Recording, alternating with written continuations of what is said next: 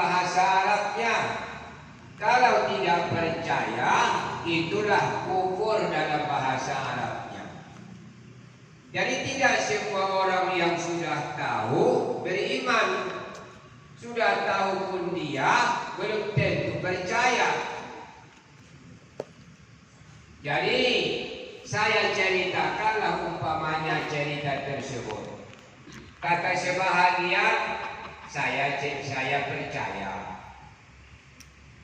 Kata sebahagian, saya kurang percaya. Yang sebahagian, saya tidak percaya. Lalu kamu kenapa percaya? Karena Ustaz itu yang menceritakannya, saya yakin. Sebahagian saya yakin karena cerita Ustaz itu masuk akal. Yang sebahagian saya tidak percaya kepadanya. Rupanya sudah ada lebih dahulu ayat mendiding antara hatinya dengan saya. Tidak yakin dia yang saya ceritakan. Yang sebahagian karena tidak masuk akal. Tiga macam ini. Pertama, karena fanatiknya kepada saya, yang saya sampaikan itu percaya, tidak peduli dia masuk akal atau tidak masuk akal. Tuh. Yang kedua, karena masuk akal, yakin dia. Yang ketiga, ragu-ragu dia. Yang keempat, tidak percaya dia karena dia ada masalah dengan saya. Yang kelima, dia itu sama sekali tidak percaya. Tapi didengarkan dulu, baru ada penilaian percaya atau tidak percaya. Yang percaya itulah iman. Yang tidak percaya itulah kufur. Jadi tahu dulu ceritanya. Dalam bahasa Arab, tahu itu adalah ilmu. Justru itu orang yang tidak berilmu, tidak ada yang beriman. Orang yang tidak berilmu tidak beriman.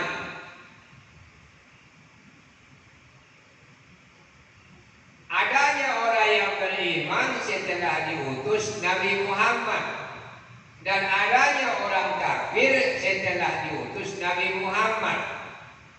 Sebelum diutus Nabi Muhammad itu namanya ahli fitrah, tidak kafir, tidak beriman.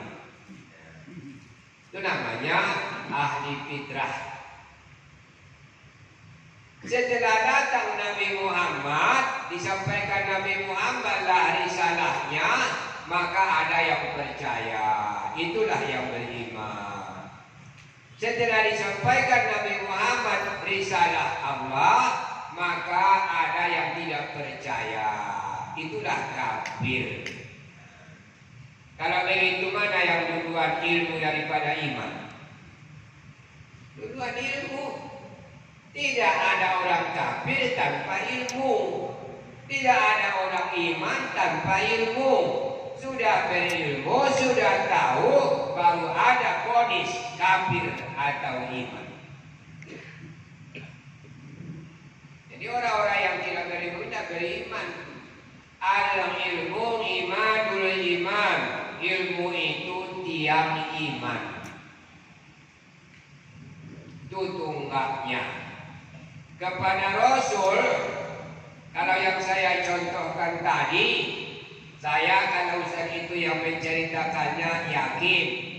Itu sebenarnya saya hanya ingin mengambil contoh Abu Bakar. Kalau Rasul yang bercerita, saya yakin.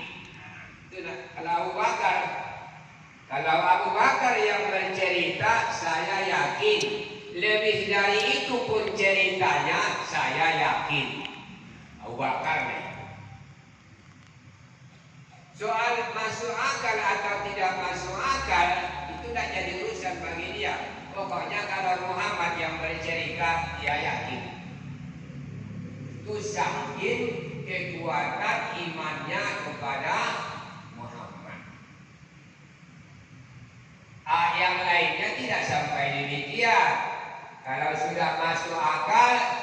dia terima, saya yakin. Sebahagian tidak yakin, tidak masuk akal, ada hari berbangkit, sudah hancur, sudah jadi tanah, berbangkit lagi, tidak masuk akal, tidak logis. Dalam bahasa Arabnya ghairu maqul, tidak masuk akal. Akhirnya dia jadi orang kafir. Ada pula yang yakin dalam hatinya, tapi tidak mau mengakui, mengikirkan keyakinannya karena ada masalah dengan dia, Muhammad dengan dia. Apa masalahnya?